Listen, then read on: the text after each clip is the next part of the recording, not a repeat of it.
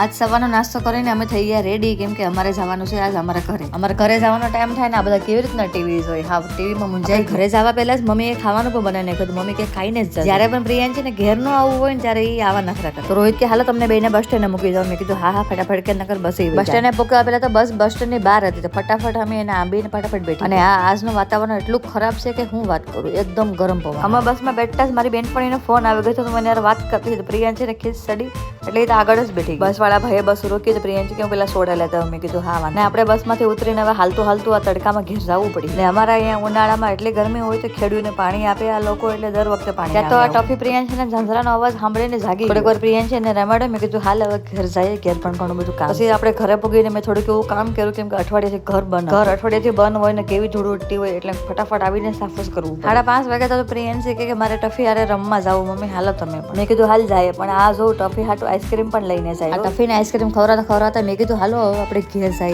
થોડીક વારમાં ટાઈમ કઈ વહી જાય ખબર જ. ઘરે આવીને મેં ફટાફટ ખાવાનું બનાવ્યું. ત્યારે પ્રિયાંશી કે મમ્મી હું પોતું કરી નાખી. મેં કીધું વાંધો. હવે હાલો મળીએ કાલે. રાધે રાધે.